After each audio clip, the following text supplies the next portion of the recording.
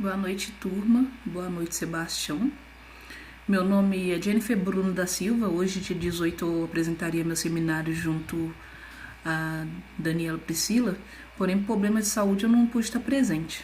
Mas eu deixo aqui meu resumo da apresentação. A Daniela orientou vocês as consequências de trabalhar só o O na língua, né? Onde nas constituições não mostra os direitos das mulheres. E isso afetou bastante as condições sociais de nós mulheres, que perpetua até hoje, né? A valorização do sujeito do sexo masculino. E a língua, por sua vez, tem grande contribuição nessa forma. E nessa valorização do gênero masculino, tem o gênero não binário também, mais conhecido atualmente, né? Mas obviamente sempre existiu, que são pessoas que não se identificam nem como homem, nem como mulher, ou melhor, ou nem como sexo masculino e nem como sexo feminino. E apesar de eu não ter muito embasamento sobre o assunto, eu vou tentar exemplificar a vocês a importância que a língua tem nessa valorização dos sujeitos. A gente sabe que a língua não é um sistema fechado, não é a teoria de Saussure, que ela é homogênea. A gente sabe que ela, em interação humana, ela tende a se transformar, ela tende a se modificar, ela tende a estar sempre em movimento, né? E isso faz com que, com o tempo, pode surgir novas formas de dizer, no uso da coloquial, pode formas de dizer nas formas usual mesmo da língua. Pode demorar para chegar nos dicionários e ser como que eu posso falar? Pode ser legítimo nos dicionários ortográficos, obviamente. Até hoje acontece, e isso é uma consequência do Isso é um problema que eu vou tentar explicar para vocês. A linguagem neutra, desde 2010, ela está ganhando grande espaço na sociedade. E cada vez as pessoas criam mais discussões a respeito sobre ela. Se ela é necessária, que ela não é necessária, que ela é quebra da língua portuguesa. Mas por que seria quebra? Sendo por trás dela tem um indivíduo ali que precisa ser representado, que ele, através da língua, ele pode mostrar sua historicidade, sua forma de ver o mundo. E a língua, dessa forma, ela tem que ser includente, não excludente vou colocar minorias, mas que são grande parcela da sociedade, né? Minorias em sentido de os direitos serem negados. A língua, como eu falei, ela tem grande papel nessa importância social. Só que os gramáticos tradicionalistas e os conservadores, e até uma parcela social que não tem nem embasamento teórico sobre o assunto, acaba sendo direcionado que não é certo, que não pode ter essa linguagem, que é errada, e várias outras questões que provavelmente todos vocês já escutaram. Porém, como eu falei com vocês, ali atrás tem um sujeito que precisa ser representado e incluído de forma que ele se vê, né, que ele se aceita. Aí, para voltar, eu vou fazer um pouco de um histórico de como a língua portuguesa foi implementada. Como nós sabemos, né, desde as vindas europeias para o Brasil, ela já foi totalmente imposta. Onde a única forma de manifestação da língua aqui era a língua portuguesa, não tinha outro jeito não. E, na verdade, existia os indígenas, né, as pessoas de comunidades indígenas que foram totalmente excluídas de toda a sua vivência e historicidade. De forma que essas pessoas foram totalmente proibidas de manifestarem suas línguas. E o único momento que eles visavam observar a língua indígena e sua pluralidade seria para a criação da língua geral, né, que só visava, através do capitalismo, como que eles comunicariam com essas comunidades e os dominariam. O resumo seria esse. E demorou muito tempo, né? Mas a partir de 1948, 3 anos após a Segunda Guerra Mundial, que a ONU traz para todas as nações, busca trazer, né, para todas as nações fragilizadas, o documento Declaração Universal dos Direitos Humanos. Esse documento eleva a língua no mesmo direito dos direitos humanos. Coloca o direito e a linguística no mesmo patamar. E isso abrangeria as minorias dessa forma. Mesmo que começou a ser implantada mesmo na década de 60, apesar de já ter constituído a partir desse documento em 48, na década de 60, no Brasil retardou mais ainda. Chegou apenas em 1992, depois da Constituição de 88. Novamente, ele traz a língua portuguesa como a língua oficial da República Federativa do Brasil. Vocês acham que tem mais garantia, mais direito expresso nessa Constituição sobre isso? Não. Na verdade, é só essa frase que tem, mesmo com o título dos direitos e garantias fundamentais. Mas onde que estava essa minoria que a ONU buscava a partir do seu pacto? Onde que está abrangendo toda a população brasileira de forma democrática? Não tem. Ou seja, de qualquer forma, mesmo através de seus decretos, a língua é uma forma limitada e ainda dominante, que infelizmente vai perpetuar por muitos e muito tempo. E o decreto de 92, eu vou ler para vocês, que dava garantia total às línguas das minorias. Aí, segundo o documento, as minorias podiam gozar dos direitos, né, linguísticos, de qualquer forma de expressão. Mas, obviamente, como eu falei já, não existiu isso em prática. E a partir disso, hoje é muito recente, mas os tradicionalistas eles já criaram até leis para controlar essa expansão da língua em uso. Principalmente essas pessoas não binárias que estão sendo excluídas de sua representatividade, excluídas de sua historicidade, de seu indivíduo, da sua individualidade, da sua identidade. E eu vou começar a partir de Porto Alegre. Tem uma lei que proíbe o uso da linguagem neutra nas instituições de ensino. Mas e toda a teoria de Labov, que vê a língua como forma expressiva do ser humano e ela tem que ser analisada a partir do seu uso social? Está totalmente de fora, né? Eu vou ler 2 artigos aqui do que se trata essa lei.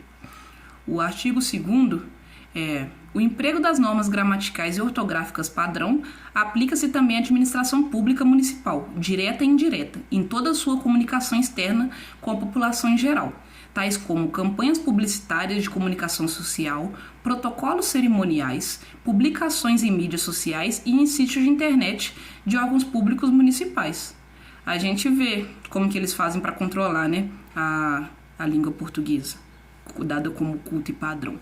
O 3º artigo, o uso da língua portuguesa em desacordo com as normas e orientações deferidas acarretará sanções aos servidores públicos que o fizerem, de maneira a prejudicar o aprendizado aos estudantes ou entendimento das comunicações do poder público direta e indiretamente.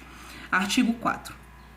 A secretaria responsável pela educação do município de Porto Alegre deverá empreender todos os meios necessários para a valorização da língua portuguesa culta em suas políticas educacionais, fomentando iniciativas de defesa dos estudantes na aplicação de qualquer aprendizado destoante das normas e das orientações legais de ensino.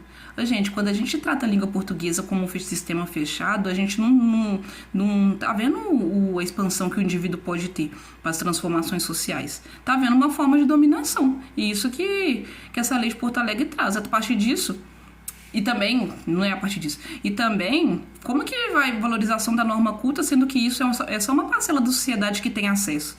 Seriam os estudiosos, pessoas que formaram em ensino superior, os gramáticos, que compõem a língua, e é bem limitado, né? Agora, coloca uma pessoa pobre, vou dar um exemplo bem claro aqui. Pode ser eu antes de entrar na faculdade.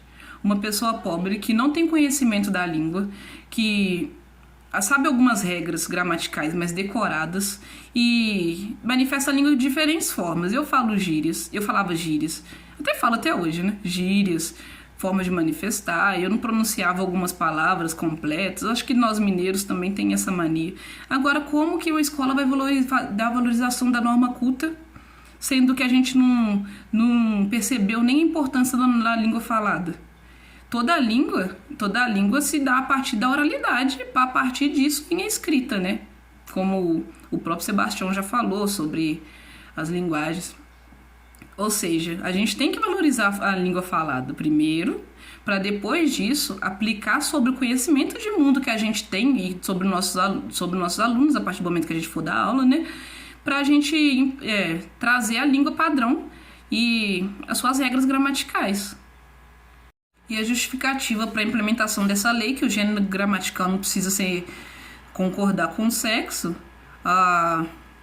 o feminino não é definido pelo A no final da palavra. E o outro eu vou ler também, em especial as palavras com sufixo ante, ente e int não favorece os homens. Primeiro porque, de novo, o gênero gramatical não corresponde ao sexo. Segundo porque esses prefixos geram substantivo comuns aos dois gêneros, sem nenhum sentido discriminatório. Seria tipo presidente, não que já a partir do presidenta de uma existe presidenta, né? Seria gerente. Na teoria deles não precisa ter uma palavra para significar gerenta ou significar outra, ou trazer uma palavra para abarcar a linguagem neutra em si. Era só colocar a ou é. Gerente a gerente. Se essas palavras não precisam ser modificadas a partir do artigo, né? Não tem necessidade, na linguagem deles, né? Não tem necessidade dessa modificação. E eles ainda continuam, né? Que se quer a frase linguagem neutra é neutra, porque teve que se modificar o neutro para neutra para concordar com linguagem, a língua também não teria essas expressões sexistas. Ela pode, mesmo por ser viva e dinâmica, ela não tem suas vontades próprias, argumentos totalmente preconceituosos, né? E essa lei de Porto Alegre, foi porta aberta para outros estados trazer a língua neutra como forma ser questionada. Questionada não, né? Ser reprimida. Igual Santa Catarina, a deputada Carolina de Tome também em 2020 ela abordou essa questão. Eu vou ler para vocês. Ela estabeleceu, a partir da lei de Porto Alegre, estabelece medidas de proteção aos direitos dos estudantes brasileiros ao aprendizado da língua portuguesa de acordo com a norma culta. Novamente eles estabelecem a norma culta e orientações legais de ensino na forma mencionada. Com a proposta, documentos escolares oficiais, provas, grade curricular, material didático, comunicados editais de concurso não trarão novas formas de flexão de gênero de número de palavras. E os servidores que trabalhar visando a linguagem neutra, ou seja, a linguagem exclusiva, vai ser tratado como insubordinação, né, tendo suas formas de repressão. Ou seja, eles vão ser castigados por conta disso. Além disso, como eu falei com vocês, concurso público, se eles pegarem algum concurso trabalhando a linguagem neutra, é pena de 5 mil por cada aluno que estiver fazendo concurso. Agora imagina, gente, como que será o final dessa história? 5 mil por cada aluno. Obviamente as instituições vão ficar com medo e vai sempre estar sempre envolvido num complexo limitado, que é a língua portuguesa, porque se eles ampliar muito as formas de variação ou as formas de identitárias humanas através da língua, eles vão ser reprimidos. Retornando à Constituição Federal, a gente tem no terceiro artigo, no parágrafo 4, promover o bem de todos sem preconceitos de origem, raça, cor, sexo, idade e quaisquer formas de discriminação. Ou seja, gente, como eu falei com vocês, ainda mesmo que está de forma legal, está lá na Constituição, o que mais acontece é a fuga desses direitos e garantias. Ou seja, eles colocam por colocar. Que quando uma escola trabalha quando uma deputada coloca para não trabalhar o pronome neutro na escola, está limitando a expansão social dos indivíduos, está limitando aquela forma que o indivíduo fala, que expressa muito sobre o si, está aumentando as desigualdades sociais, porque uma parcela ainda vai continuar não dominando a língua culta, a língua padrão, e a outra parcela vai continuar com a língua em uso, ou seja, as pessoas privilegiadas terão mais acesso à língua padrão e as pessoas com menos privilégios ainda vão estar num sistema capitalista que elas vão ainda continuar vítimas, né? Aí tem Rondônia também, que Rondônia também aplicou a lei de não trabalhar as linguagens neutras. Na tentativa de expansão da língua considerada informal, né, como está escrito. Só que o ministro Edson Fachin, ele vê que a linguagem neutra é a forma de combater os preconceitos linguísticos e também combater as formas de discriminação. Ele vetou a lei. Ele tratou como inconstitucionalidade, ou seja, que está fora da Constituição. Pelo menos uma pessoa, né, visualizou isso. E ele trabalha também sobre o termo de epistemicídio linguístico, que eu vou ler para vocês. Epistemicídio é um termo criado pelo sociólogo estudioso Boaventura de Souza Santos para explicar o processo de invisibilização e ocultação das contribuições culturais e sociais não assimiladas ao saber ocidental.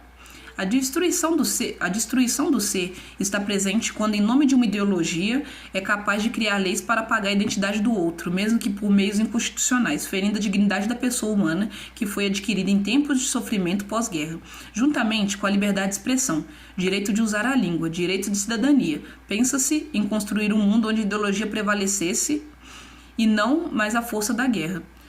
E por fim, gente, a gente vê que, pelo menos Edson Fachin observou que isso vai contra a dignidade humana, né? A liberdade que a pessoa tem de expressar a língua, e também que essa forma de manifestação combate preconceitos e obviamente, traz mais identidade para o meio social em que a pessoa vive. A gente vê que a língua, voltando ao que eu tinha falado no início, tem grande importância para o desenvolvimento humano e social. Porém, a gente não pode deixar de lembrar que, apesar de estar abarcado em algumas leis, a gente tem que sempre valorizar as formas linguísticas, a língua em uso, não ir em favor de Saussure, que a língua é um sistema fechado. Porque quando a gente vai dessa forma, a gente contribui para as desigualdades sociais. A gente não está vendo um sujeito atrás desse papel que tem muito para dizer sobre a sua linguagem, muito a dizer sobre a situação social, sobre a situação financeira, sobre sua visão de mundo, o que ele acha sobre desigualdades sociais. A gente está vendo uma pessoa sendo controlada quando a gente visualiza a língua como sistema fechado. E é essa mensagem que eu queria deixar para vocês, gente. Não pude estar presente, mas espero que gostem da minha apresentação. Abraço.